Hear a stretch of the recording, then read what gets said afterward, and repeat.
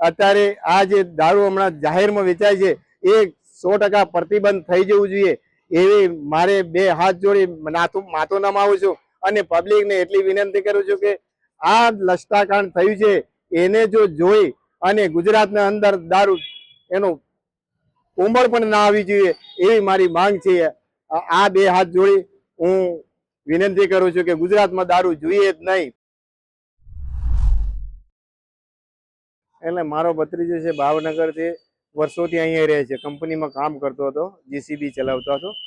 તો પછી અહીં ભત્રીજો રહેતો હતો એટલે અમે ઘરે અહીંથી એમના મિત્રો હતો એમને ફોન કર્યો કે ભાઈ તમારા જે ભત્રીજાની આવી પોઝિશન થઈ છે। એટલે અમે હું સાચું ના માન્યો કે મારો ભત્રીજો તો ત્યાં હાજો હોરો જ રહે છે વર્ષોથી, તો શું થયું? એટલે પછી એમને કીધું કે હું તમને વિડીયો કોલ કરીને બતાવું। એટલે પછી એમને વિડીયો કોલ કર્યા અને અહીંયા આઈસીયુમાં રાખેલા પરિવાર હોસ્પિટલમાં। એટલે પછી મેં કીધું કે તમે મિત્રો થાવ છો એટલે તમે એમને દેખરેખ રાખો અને સેવા કરો। અમે આવી ગયા એટલે અમે ત્યાંથી પ્રાઇવેટ ગાડી કરી અને પછી રવાના થઈ ગયા અને અમે સીધા અહીં ભાવનગર 4 વાગે આવી રહ્યા। એટલે મારા ભત્રીજાની હાલત મેં જોઈ, આ તો ગંભીર હાલતમાં હતા, આઈસીયુ પર મારો ભત્રીજો રાખેલો હતો।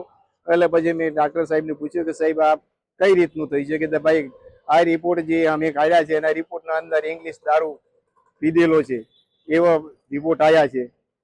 એટલે પછી મેં કીધું કે સાહેબ હવે આને શું પ્રોસિજર કરવાની થઈ કે ભાઈ અમારી બનતી પ્રોસિજર અમે કરી રહેલા છે, આઈસીયુ પર છે। હવે અત્યારે હમણાં એના મગજ ઉપર અસર થઈ ગઈ છે કે એને મગજ કામ કરી શકતું નથી, બાકીના સ્નાયુઓ એના કામ કરે છે, બાકીના સ્નાયુઓ એના ઉપલા ભાગમાં કામ કરી શકતા નથી। એટલે કુવામાંથી ક્યારે બહાર આવે એ હું નક્કી ના કહું। એટલે છતાંય અમે ડાક્ટર સાહેબને એમ કીધું કે સાહેબ હવે આ હોસ્પિટલમાં નહીં મેળ પડે તો અમને બજરંગમાં ટ્રાન્સફર કરો। એટલે ત્યાં કર્યા, ત્યાં અમે એક નાઇટ રોકાણા પણ ત્યાં પણ કોઈ એનું જજમેન્ટ આવ્યું નહીં। એટલે પછી મેં કાલે 4 વાગ્યાના સમયે ડાક્ટર સાહેબને કીધું કે મને અહીંથી તમે રિફર કરો સટી હોસ્પિટલમાં। એટલે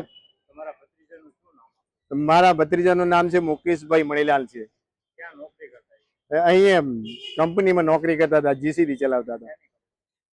આ માટીનું રસ્તાનું આવું તેવું કામ ચાલે છે, અહીંયા કામ કરતા હતા। મેં મારા ભત્રીજો બોલે તો મને ખબર પડે કે ભાઈ મેં અહીં ટ્રેનિંગ કર્યું હતું, પણ ભાવનગરમાં જ કર્યું છે, બીજે કઈ કર્યું નથી। એ નોકરી અહીંયા કરે છે, બીજે ક્યાં કરવા જાય?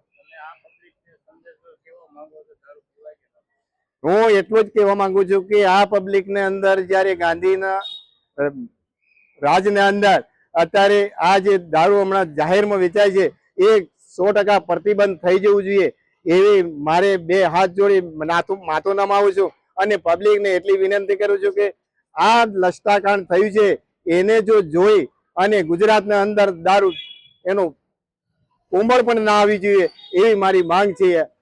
આ બે હાથ જોડી હું વિનંતી કરું છું કે ગુજરાતમાં દારૂ જોઈએ જ નહીં, પ્રતિબંધ એટલે પ્રતિબંધ। કોઈ પણ જગ્યાએ દારૂ વેચાતો હશે તો સરપંચને જવાબદારી સોંપો, કોઈ પણ કર્મચારી છે એમને મારે સરકારની વિનંતી છે કે એમને પણ જવાબદારી સોંપો કે દારૂ ગામની અંદર હોવું જોઈએ અને પંચાયતમાં ના હોવું જોઈએ અને જે ભીટ લાગે છે ત્યાં પણ સૂચના કરી દેવી જોઈએ, આવી માંગ કરું છું। અત્યારે મારે હાલમાં એવું લાગે છે કે પોલીસે કામગીરી કરી પણ પાછળથી કરી, વરસાદ પડે અને ટાયરો ના બાંધેલો હોય તો પાણી નીકળી જાય, પણ જો આગળથી પાર બાંધેલી હોય તો પાણી ના નીકળે। એટલે આ થોડી નબળી કામગીરી મને લાગે છે। બાકી અત્યારના હાલના તબક્કે હવે પાછળ એમને ઘણો બંદોબસ્ત કર્યો પણ શું કામ લાગે? હવે જે મરવાના હતા એ મરી ગયા।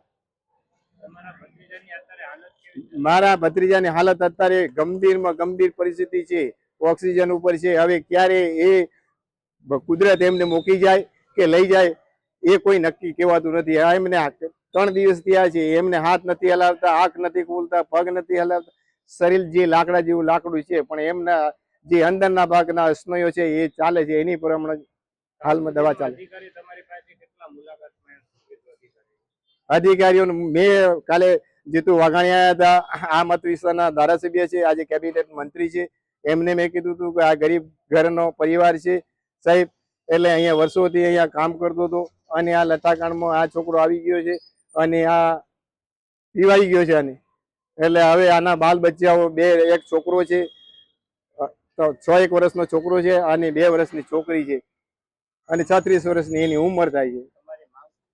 અત્યારે માંગ એ છે કે સરકાર ખરેખર આ દારૂને પ્રતિબંધ કરી દે એવી મારી માંગ છે ને આ જ ગુજરાતની પ્રજા છે એ દારૂથી દૂર રહે એવી મારી માંગણી છે અત્યારે હાલ. કાલે જીતુભાઈની મીટિંગમાં એમ કહેવામાં આવ્યું કે એક મીડિયા થ્રુ કહેવામાં આવ્યું કે દારૂ બંધ થશે તો જીતુભાઈ ના પડ્યું તો એને વિશે તમે શું કહેશો? ના, જીતુભાઈ ના નહીં પાડ્યું કે ભાઈ આ પ્રતિબંધ થવું જોઈએ એવું કીધું હતું કે આ બીજું તમારું શું કહેવું? જીતુ વાઘાણી એમના મત વિસ્તારના આ હોસ્પિટલની મુલાકાત લીધી તો એમને દર્દીઓને બધા તપાસ કરતા એમ કીધું કે આ બધું ખોટું થયું છે કે એમ.